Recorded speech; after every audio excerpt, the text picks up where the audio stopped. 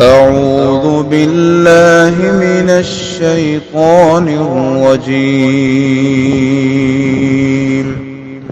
بسم الله الرحمن الرحيم. السلام علیکم ورحمۃ اللہ وبرکاتہ۔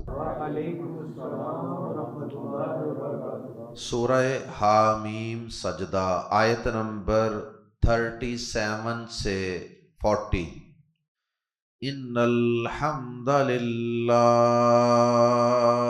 والصلاة والسلام علی رسول اللہ اما بعد۔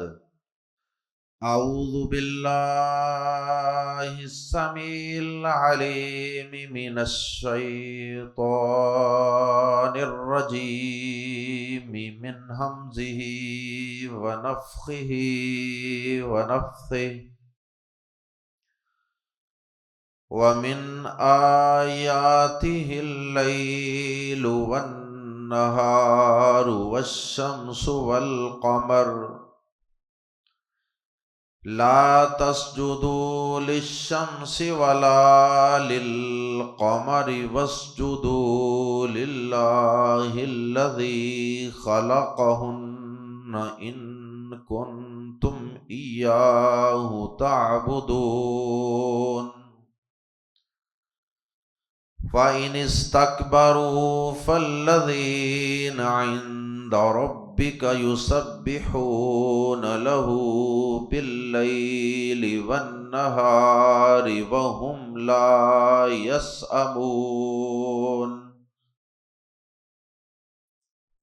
وَمِنْ آيَاتِهِ أَنَّكَ تَرَى الْأَرْضَ خَاشِعَةً فَإِذَا أَنزَلْنَا عَلَيْهَا الْمَاءَ اهْتَزَّتْ وَرَبَتْ۔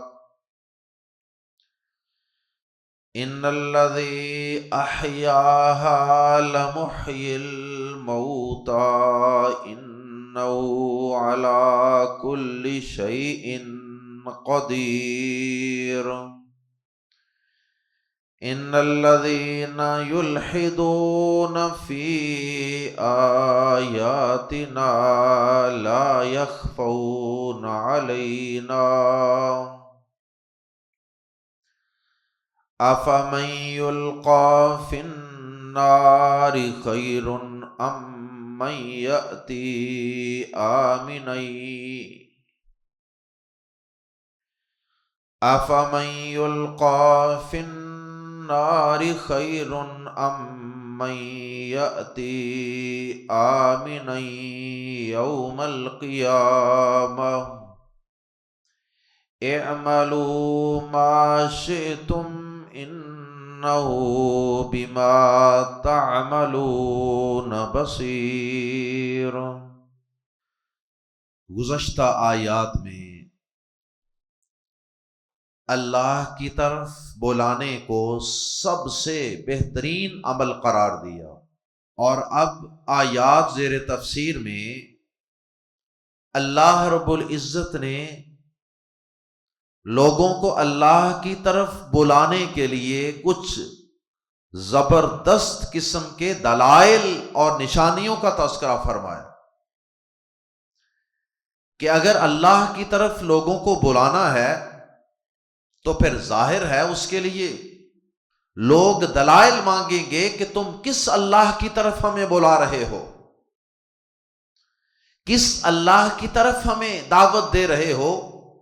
تو اللہ پاک نے چند نشانیوں کا تذکرہ فرمایا جن میں دن اور رات اور اسی طرح سورج اور چاند اور اسی طرح مردہ زمین سے اللہ رب العزت کا بارش نازل فرما کے لہلہاتی ہوئی کھیتی کو اگا دینا، یہ سب نشانیاں اللہ رب العزت نے بیان فرمائی ہیں اپنے وجود کی اور اپنی قدرتوں اور اپنی طاقتوں کی دلیل کے طور پہ۔ اور پھر ضمناً اللہ رب العزت نے، چونکہ ذکر ہوا تھا سورج چاند کا، تو اللہ پاک نے انسانوں میں سے کچھ لوگ جو سورج سے متاثر ہو کر اس کی روشنی، اس کی شدت اور حدت سے متاثر ہو کر اسی کے سامنے سجدہ ریز ہو جاتے تھے اور اس کی عبادت کرنے لگ جاتے تھے، اسی کو معبود سمجھنے لگ جاتے تھے، اور اسی طرح کچھ دیگر چیزوں کی پوجا کرنے لگ جاتے تھے۔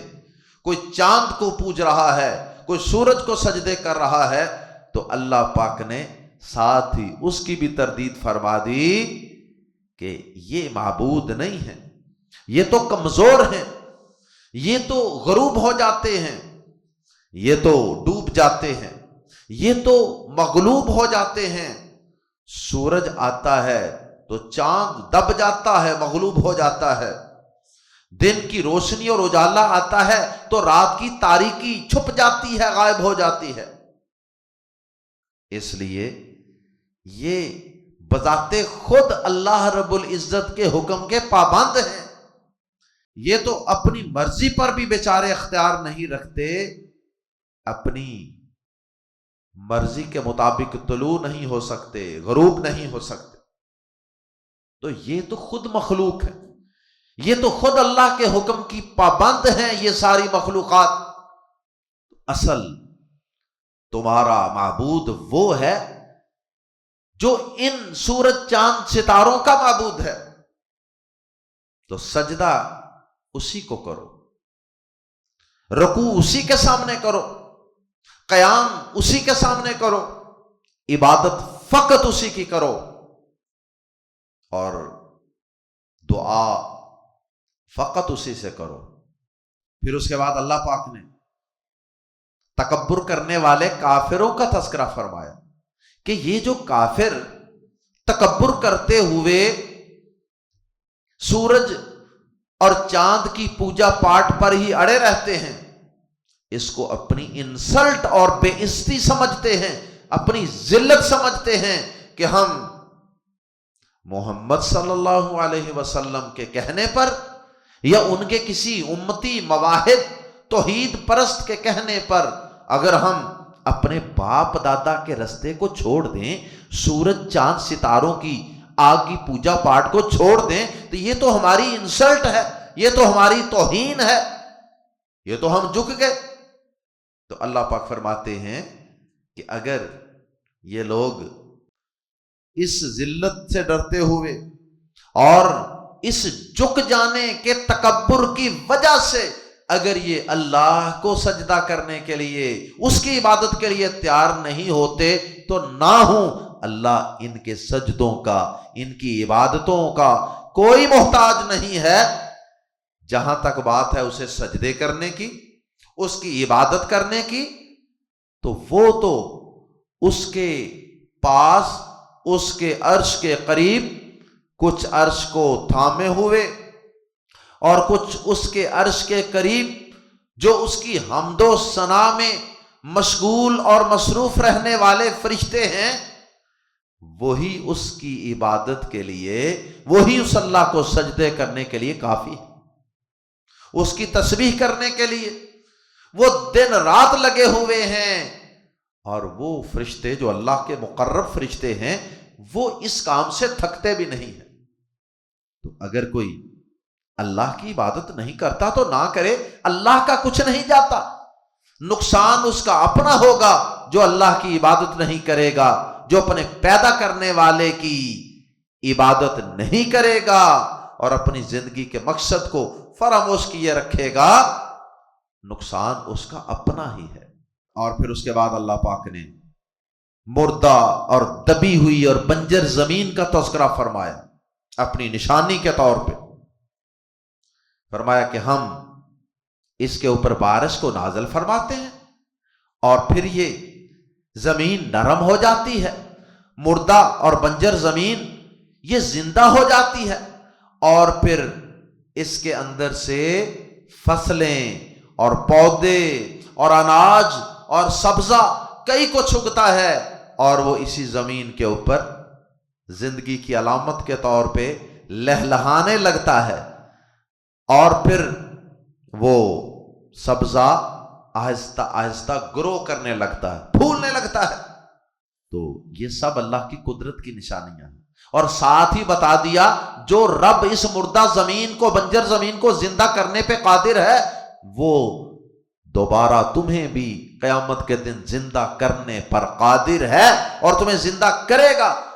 اگر تم سورج چاند ستاروں، شجر حجر، زندہ مردہ کسی کو بھی پکارتے رہو گے اللہ کو چھوڑ کر، تو وہ کل قیامت کے دن تمہیں اس مردہ اور بنجر زمین کی طرح زندہ کرے گا اور پھر اپنے سامنے میدان محشر میں پیش کرے گا اور پھر تم سے سوال کرے گا، بتاؤ تمہیں زندگی دی تھی کہاں گزاری، بتاؤ تمہیں جوانی دی تھی کہاں گزاری.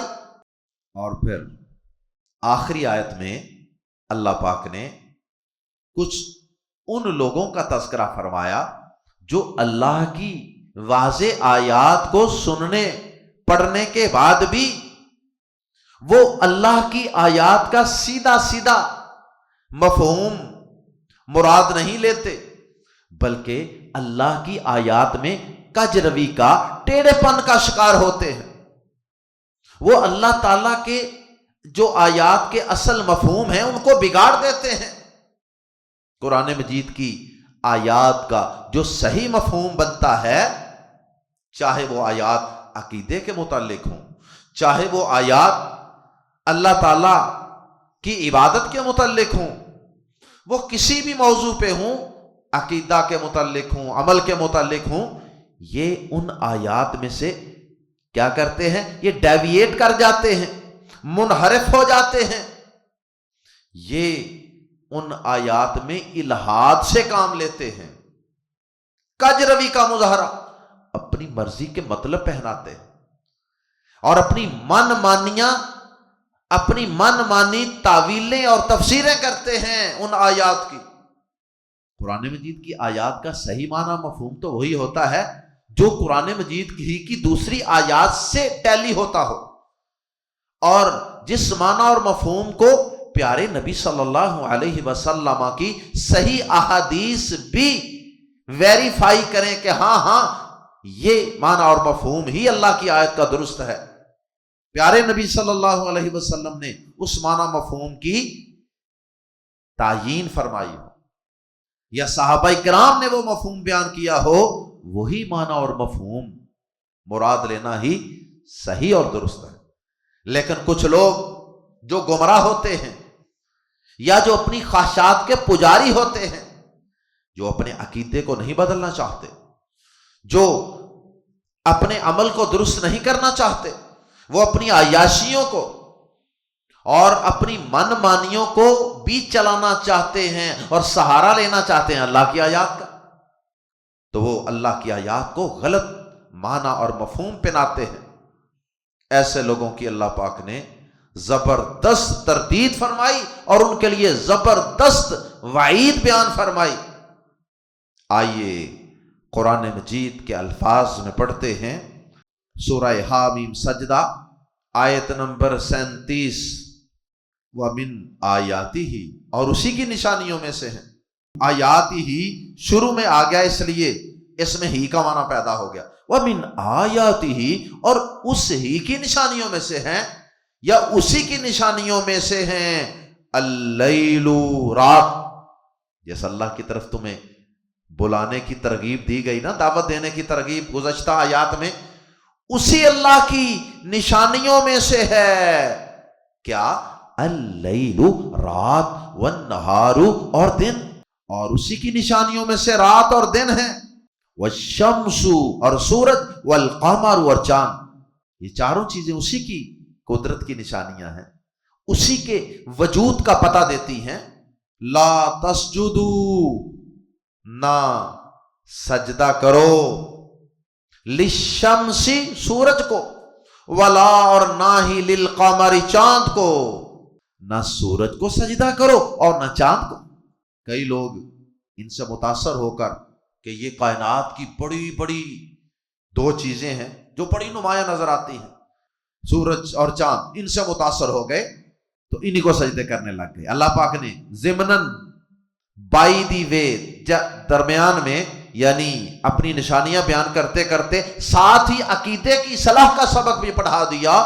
لا تسجدوا للشمس ولا للقمر، سورج اور چاند کو سجدہ نہ کرو، واسجدوا اور سجدہ کرو للہ اللہ کو، اور اللہ کو سجدہ کرو۔ اس کے اوپر یہاں لائن لگی ہوئی ہے اور باہر سائڈ پہ لکھا ہوا ہے سجدہ۔ یہ سورہ سجدہ اسی وجہ سے ہے کہ اس میں بھی سجدے کا ذکر ہے۔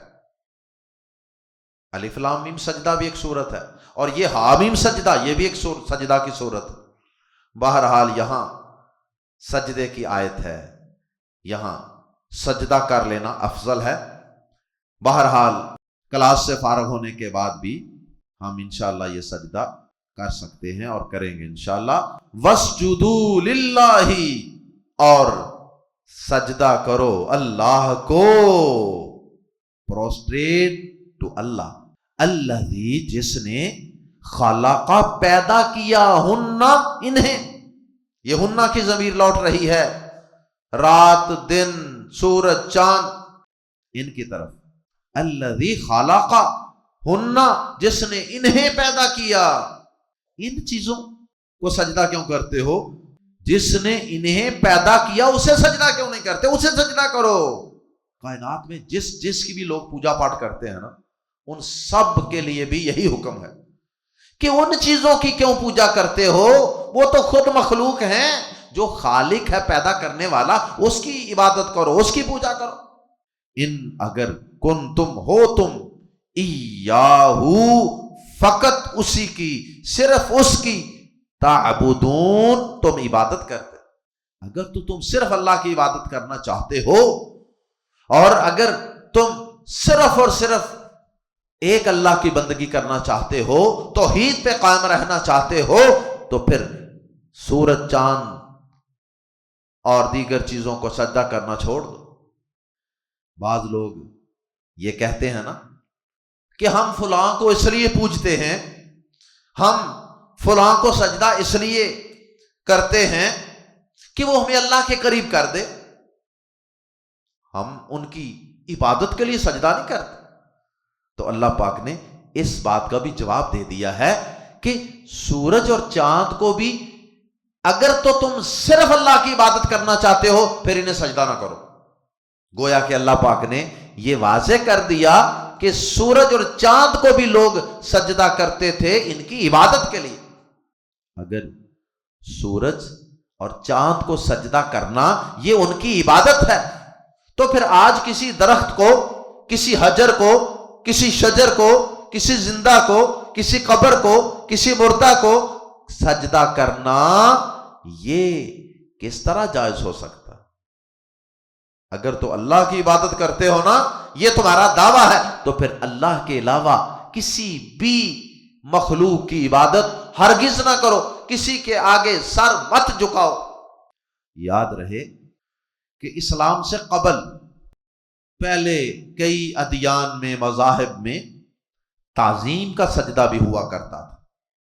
جیسے فرشتوں نے آدم علیہ السلام کو سجدہ کیا تھا، وہ بھی تعظیم کا سجدہ تھا۔ یوسف علیہ السلام کو جو سجدہ ہوا تھا وہ بھی تعظیم کا سجدہ تھا، اس وقت وہ جائز ہوا کرتا تھا۔ لیکن اب قیامت تک کے لیے صرف اور صرف ایک ہی قانون ہے اللہ کا، اور وہ ہے قرآن مجید، وہ ہے دین اسلام۔ اب تعظیم کا سجدہ بھی درست نہیں، اب تعظیم کا سجدہ بھی سجدہ عبادت ہی کی طرح حرام ہے۔ اس لیے آج کے دور میں کسی کو بھی سجدہ کرنا یہ اس کی عبادت ہی کے زمرے میں داخل ہے۔ فَإِن، پھر اگر استکبروا، وہ تکبر کریں۔ بہت سے لوگوں کو ان کی جو میں ہوتی ہے نا، ان کی جو اکڑ ہوتی ہے، ان کا جو سٹیٹس ہوتا ہے، وہ انہیں تکبر میں مبتلا کر دیتا ہے، وہ انہیں حق بات سے منہ موڑنے پر مجبور کر دیتا ہے، وہ انہیں حق بات پہ عمل کرنے میں رکاوٹ بن کے کھڑا ہو جاتا ہے۔ میں ایک غلط کام کر بیٹھا ہوں، کسی اور کو سجدہ اب اگر میں چھوڑ دوں گا تو اس کا مطلب ہے کہ میں تو جھک گیا، میں تو لف گیا، میں پہلے غلط تھا. یہ بڑے لوگوں کو یہ دماغ کے اندر شیطان یہ بات پیدا کرتا ہے، اسے تکبر کہتے ہیں. پیارے نبی صلی اللہ علیہ وسلم نے فرمایا الکبر بطر الحق، حق بات کو ٹھکرانا اور اس کا انکار کرنا یہ تکبر ہے. جو عاجز لوگ ہوتے ہیں انہیں تو کوئی آپ بات سمجھائیں گے، بتائیں گے اللہ کی بات، پیغمبر کی بات، تو وہ خوش ہو کر آپ کے شکر گزار ہو کر بات کو مان لیں گے اور دیر نہیں لگائیں. مجھے پچھلے دنوں ایک بھائی نے بتایا کہ آپ نے ایک دفعہ ایک نکاح پڑھایا تھا فلاں مسجد میں فلاں فیملی کا، وہ آج تک اس بات پہ آپ سے خفا اور ناراض ہیں کہ آپ نے نکاح پڑھانے سے پہلے جب حق مہر پوچھا تھا تو وہ فیملی چونکہ بڑی امیر تھی اور انہوں نے 10 یا 15 ہزار روپیہ حق مہر لکھوایا تھا، تو آپ نے انہیں سمجھایا تھا کہ یہ حق مہر حیثیت کے مطابق ہونا چاہیے، یہ حق مہر بہت تھوڑا ہے. تو اس بات پہ انہیں اتنا غصہ لگا کہ اس دن سے سال گزر چکے ہیں اس کو، لیکن وہ ابھی تک اس بات پہ آگ بگولا. بھائی کیا ہوا؟ وہ کہتے ہیں جی ہماری انہوں نے یہ بات کر کے ہماری انسلٹ کر دی. اوے اللہ کے بندو، تمہیں کوئی گالی دی گئی؟ تمہیں کوئی برا بلا کہا گیا؟ تمہیں کوئی کنجوس کہا گیا؟ کوئی ایسا نازیبا لفظ تو بولا نہیں گیا. کیا اللہ تعالیٰ کا ایک حکم اگر تمہیں چند لوگوں کی موجودگی میں بتا دیا ہے تاکہ سب لوگوں کو پتہ چل جائے، تو اس میں انسلٹ والی کون سی بات ہے؟ اس میں غصے ہونے والی کون سی بات ہے؟ ناراضی والی کون سی بات ہے؟ کون سی جناب کی عزت میں کمی آ گئی ہے؟ اگر وہ 10,000 روپیہ حق مہر دے کر کروڑوں اربوں پتی ہونے کے باوجود 10,000 روپیہ حق مہر دے کر اس بیٹی کو گھر لے جاتے تو کل قیامت کے دن اگر وہ بیٹی تمہارا گریبان پکڑ لیتی، ساری دنیا کے انسان وہاں جمع ہوتے میدان محشر میں، تو کیا اس دن کی انسلٹ، اس دن کی بے عزتی وہ زیادہ ہے یا وہ جو چند لوگوں کے اندر تمہیں صرف مسئلہ بتایا ہے اور وہ بھی اچھے الفاظ میں اور اچھے انداز سے، یا یہ زیادہ انسلٹ ہے یا وہ قیامت کے دن کی انسلٹ زیادہ ہوگی؟ اللہ سے ڈرنا چاہیے ہمیں. سچی بات ہے میرے قابل احترام بھائیوں، میں کسی کی توہین یا کسی کی انسلٹ نہیں کرنا چاہتا، نہ میں نے کسی کا نام لیا ہے کہ یہ کس کا واقعہ ہے. میں نے تو ایک مطلقاً اور جنرل بات کی ہے کہ اگر کوئی حق بات سمجھائے تو اس پہ انسان کو اتنا آگ بگولا نہیں ہونا چاہیے، بجائے اس کے کہ اس شخص کے شکر گزار ہوں آپ دل کے اندر کینے اور بغض اور رنجشیں پالے بیٹھے ہیں. معذرت کے ساتھ یہ رویہ کسی حد تک اس آیت مبارکہ سے ملتا ہے. فَإِنِ اسْتَكْبَرُوا، آپ انہیں یہ سمجھائیں سورج چاند ستاروں کو، آگ کو اور دیگر چیزوں کو سجدے نہیں کرنے، اللہ کو سجدہ کرو جس نے انہیں پیدا کیا. فَإِن، پھر اگر اسْتَكْبَرُوا، وہ بڑے بن بیٹھے کہ ہم بڑے ہیں، یہ ہمیں کیوں کہا گیا، ہماری تو انسلٹ ہو گئی. فَإِنِ اسْتَكْبَرُوا، پھر اگر وہ تکبر کریں، فَاتُو الَّذِينَ، وہ جو یعنی فرشتے، عند ربک، تیرے رب کے پاس ہیں، یسبحون، تسبیح کرتے ہیں، لہو، اس کے لیے یعنی اللہ پاک کے. اگر یہ تکبر کرتے ہیں، نہیں اللہ کو سجدہ کرنا چاہتے، در در کی ٹھوکریں کھانا چاہتے ہیں تو کھانے دو، اللہ ان کے سجدوں کا محتاج نہیں ہے. پھر اگر وہ تکبر کریں تو وہ جو تیرے رب کے پاس ہیں، یسبحون لہو باللیل والنہار، وہ رات اور دن اس کی تسبیح کرتے ہیں، اس کی پاکیاں بیان کرتے ہیں. وہم، اور وہ لا یسأمون، نہیں تھکتے، وہ تھکتے نہیں ہیں. انسان تو تھک جاتے ہیں. اللہ پاک نے فرشتوں کو کئی چیزوں سے پاک رکھا ہے، جیسے وہ کھانا نہیں کھاتے، انہیں پیاس نہیں لگتی، انہیں نیند نہیں آتی، یہ سب ہماری انسانوں کی کمزوریاں. اللہ پاک نے ان کو اکتاہٹ سے بھی پاک رکھا ہے، وہ تھکتے نہیں ہیں عبادت کر کے. اللہ اکبر. تو اللہ پاک کو اپنے وہ مقرب ترین فرشتے ہی عبادت کے لیے کافی ہیں. اللہ تعالیٰ کو تمہاری عبادتوں کی کوئی ضرورت نہیں. تم سب اللہ کے محتاج ہو. اگر اللہ کی عبادت کرو گے، اسے پکارو گے، اس سے مانگو گے، اسے سجدہ کرو گے، فائدہ تمہارا اپنا ہے، اللہ کا تو کوئی فائدہ نہیں. اللہ کے فرشتے سورہ مومن آیت نمبر 7 میں اس کی تفصیل موجود ہے کہ اللہ پاک کے عرش کے ارد گرد یا اس کے نیچے عاجزی سے کچھ فرشتے کھڑے، یا اس کے علاوہ دیگر بھی فرشتے اللہ پاک کے پاس بہت زیادہ، جو اللہ تعالیٰ کے احکامات کی امپلیمنٹیشن کرتے ہیں کائنات میں، تو وہ اللہ کی عبادت کے لیے کافی ہیں. یہاں ضمناً ایک عقیدے کا مسئلہ بھی سمجھ لیجئے. بعض لوگ جن کا یہ عقیدہ ہے کہ کائنات سے اللہ پاک کوئی الگ نہیں ہے، وہ کہتے ہیں ادھر بھی تو، ادھر بھی تو، اندر بھی تو، باہر بھی تو، ظاہر بھی تو، پوشیدہ بھی تو، اور پتہ نہیں اس طرح کی کیا کیا باتیں کرتے ہیں. عقیدہ وحدت الوجود، وہ کہتے ہیں ہر چیز میں ہی اللہ ہے. یہ عقیدہ درست نہیں ہے. وہ گویا کہ اللہ پاک کو کائنات سے، خالق و مخلوق سے الگ ماننے کے لیے تیار ہی نہیں ہے. اللہ پاک نے یہاں بھی اشارتاً اس کی تردید فرما دی. فالذین عند ربک، پس وہ جو تیرے رب کے پاس ہیں. ان الفاظ سے کیا معلوم ہوا کہ رب اور ہے اور فرشتے اور ہیں، خالق اور مخلوق اور، ساجد اور ہے، مسجود اور ہے. جس کو سجدہ کیا جا رہا ہے وہ مسجود ہے اور سجدہ کرنے والا اور ہے. وہ لوگ جو تیرے رب کے پاس ہیں تو رب سے الگ ہے نا، رب ان سے الگ ہے. اللہ اکبر. اور اس بات کی زیادہ تفصیل موجود ہے سورہ حج میں. جو لوگ اس عقیدے کے منکر ہیں ان کے لیے عند ربک، فالذین عند ربک کے الفاظ، اور اسی طرح سورہ مومن کی آیت نمبر 7 میں عرش الہی کو تھامے ہوئے کھڑے ہونے والے فرشتوں کا ذکر ہے. عرش الہی الگ ہے اور وہ اس کو تھامے ہوئے ہیں، اس کے عرش کو، یہ الگ بات ہے. سورہ مومن کی آیت نمبر 7، سورہ حاقہ کی آیت نمبر 17، وہاں بھی یہ دلائل موجود ہیں کہ رب ان فرشتوں سے الگ ہے، خالق اپنی مخلوق سے الگ ہے. سارا کچھ ایک ہی نہیں ہے کہ ہر چیز میں ہی اللہ ہے. وَهُمْ لَا يَسْأَمُونَ، اور وہ اکتاتے نہیں.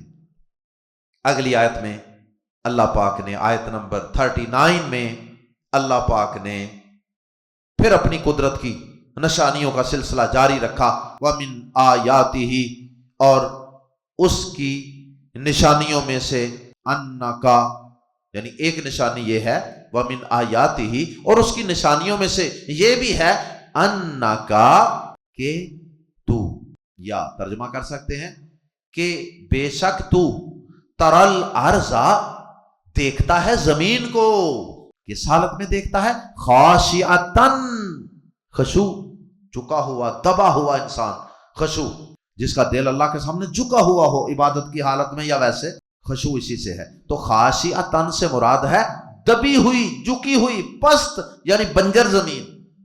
بنجر زمین بالکل سخت ہوتی ہے اور جب اس پہ بارش پڑتی ہے تو وہ تھوڑی سی پھول جاتی ہے، اٹھ جاتی ہے اوپر، اور خصوصاً جب اس میں ہل چلاتے ہیں. انک ترل ارض خاشعۃ، اس کی نشانیوں میں سے ایک نشانی یہ بھی ہے کہ تو زمین کو دبی ہوئی دیکھتا ہے. یو سی دی ارتھ سٹلڈ.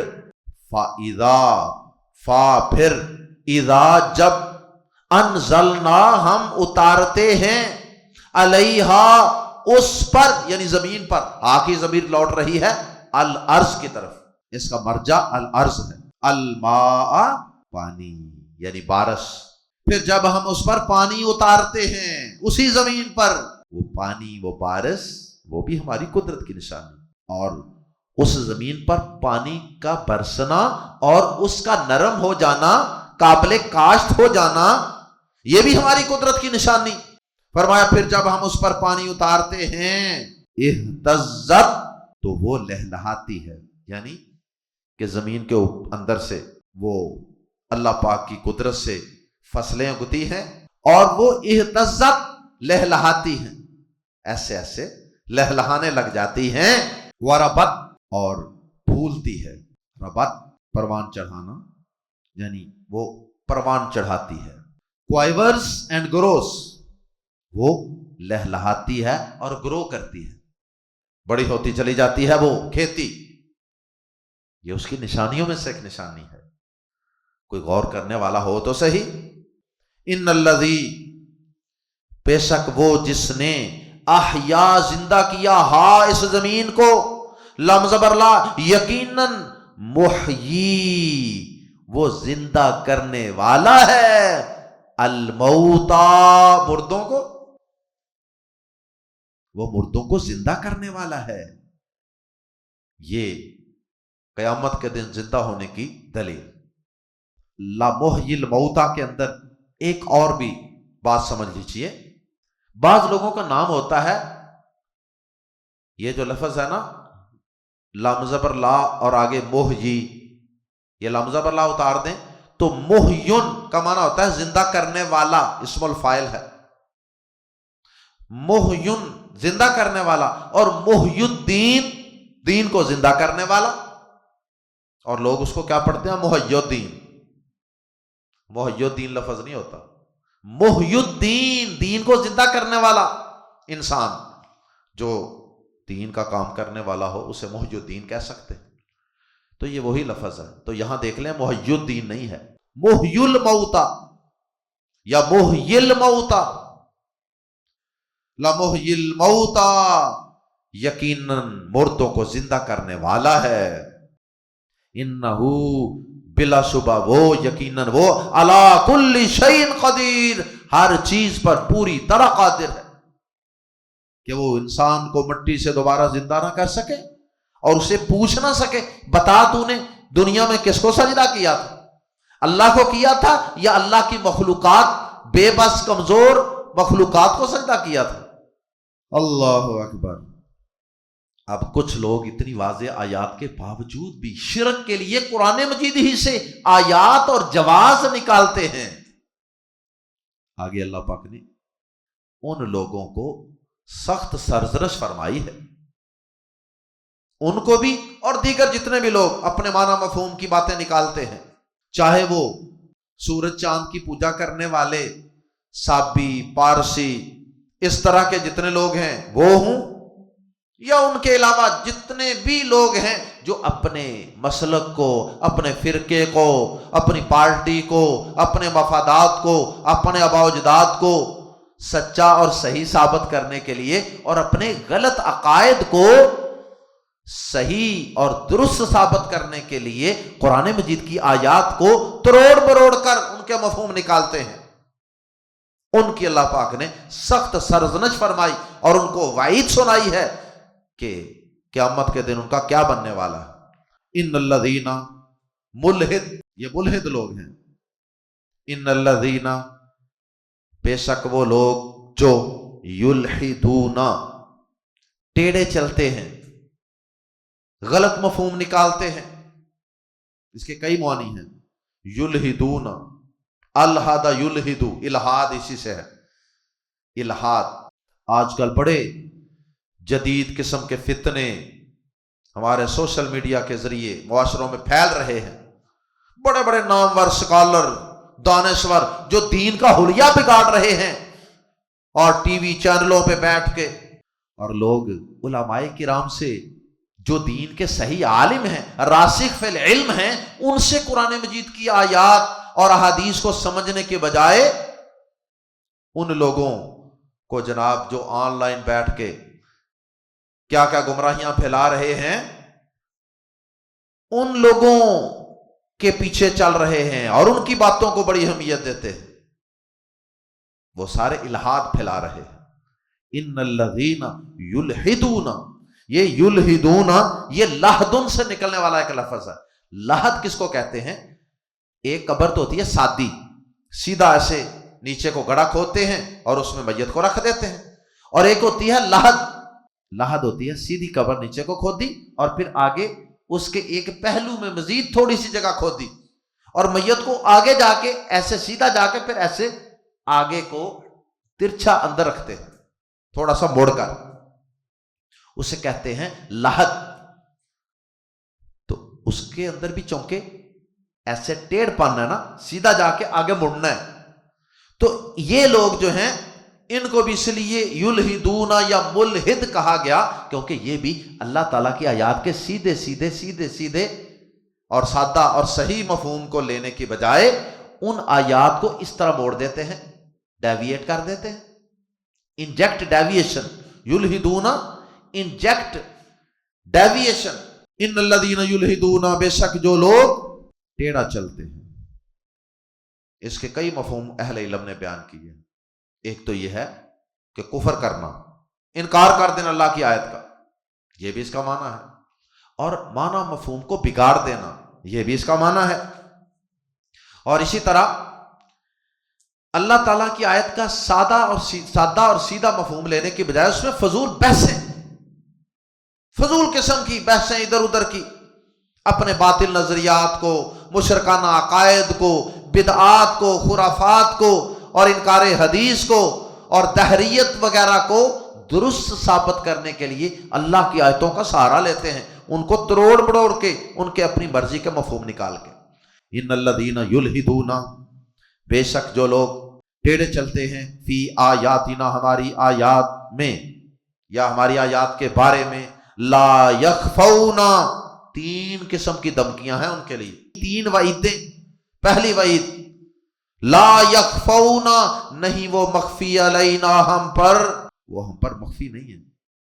یہ بہت بڑی دھمکی ہے کہ اللہ دیکھ رہا ہے تمہیں، تم اس سے چھپے ہوئے نہیں ہو۔ یہ نہ سمجھنا کہ تمہیں کو دیکھ نہیں رہا اور تمہیں کو پوچھنے والا نہیں ہے۔ دوسرا، اللہ پاک نے ان کے متعلق دوسری دھمکی ان کو یہ دی، فرمایا کہ یہ آگ میں پھینکے جائیں گے۔ وہ کس طرح؟ فرمایا آفا، سوال کے انداز میں انہیں جہنم کی آگ کی وعید سنائی۔ آفا تو کیا، من یلقا، جو پھینکا جائے، فی النار، آگ میں، خیرن، بہتر ہے، ام یا من یاتی، جو آئے، آمنن، امن کی حالت میں، اطمینان کی حالت میں اور حفاظت کی حالت میں، یوم القیامت، قیامت کے دن۔ کون سا بہتر؟ ایک وہ جسے آگ میں پھینکا جائے قیامت کے دن، اور ایک وہ ہے جو قیامت کے دن کسی ڈر خوف کے بغیر بالکل پر امن ہو، پر سکون ہو۔ کون بہتر؟ اشارہ ہے کہ یہ جو الہاد کرنے والے ہیں نا، ملحد، اللہ کی آیتوں کے غلط مفہوم نکالنے والے، یہ آگ میں پھینکے جائیں گے، اور جو اللہ کی آیات کو سیدھا سیدھا سمجھنے والے اور ان کے مطابق اپنے عقائد کو، اعمال کو درست کرنے والے ہیں، وہ قیامت کے دن امن کی حالت میں ہوں۔ دوسری دھمکی یہ تھی کہ جہنم میں پھینکے جائیں گے۔ اور تیسری، اعملوا، تیسری بات، اعملوا، عمل کرو، ما شئتم، جو تم چاہو۔ یہ بھی دھمکی ہے۔ استاد شاگرد کو یا باپ بیٹے کو یہ کہہ دینا، جا تیرا جو جی چاہتا کر، یہ زبردست قسم کی دھمکی اور ناراضی ہوتی ہے۔ تو اللہ پاک نے کہا ہے اعملوا ما شئتم، جو جی چاہتا کرو۔ جیسے پیارے نبی صلی اللہ علیہ وسلم نے فرمایا نا کہ جب تیرے اندر حیا شرم نہ رہے تو پھر تیرا جو جی چاہتا کر۔ جو جی چاہتا ہے وہ کام کرنے کی اجازت نہیں دی جا رہی، یہ در حقیقت انہیں ڈانٹا جا رہا ہے، سرزنش کی جا رہی ہے، دھمکی دی جا رہی ہے۔ انہو، بے شک وہ، بازر بھی کو، ما تعملون، جو تم کر رہے ہو، بصیر، خوب دیکھنے والا ہے۔ بے شک وہ اسے، یعنی اللہ پاک اسے جو تم کر رہے ہو خوب دیکھنے والا ہے، وہ تم سے نمٹ لے گا، تمہیں تمہارے الہاد کی سزا دے لے گا۔ اگر تمہیں وہ مہلت دے رہا ہے نا تو اس کا یہ مطلب ہرگز نہیں ہے کہ تم اس سے کہیں رپوش ہو جاؤ گے، چھپ جاؤ گے، بھاگ جاؤ گے، مفرور ہو جاؤ گے، ایسا ہرگز نہیں ہے۔ وہ سارا کچھ دیکھ رہا ہے اور اس سے تمہارا کوئی عمل بھی مخفی نہیں ہے۔ اللہ تعالی ہم سب کو اپنی توحید کی سمجھ عطا فرمائے، اللہ ہمیں اپنی عبادت کرنے کی توفیق عطا فرمائے، اور اللہ ہمیں اپنی آیات میں اور اپنی کتاب میں ہر طرح کے ٹیڑھ پن سے، کج روی سے اور الٹے سیدھے معنی مفہوم نکالنے سے محفوظ فرمائے، اور اس قرآن کے مطابق اپنے عقائد کو سیدھا اور درست کرنے کی توفیق عطا فرمائے۔ سبحانک اللہم و بحمدک اشہد ان لا الہ الا انت استغفرک و اتوب الیک۔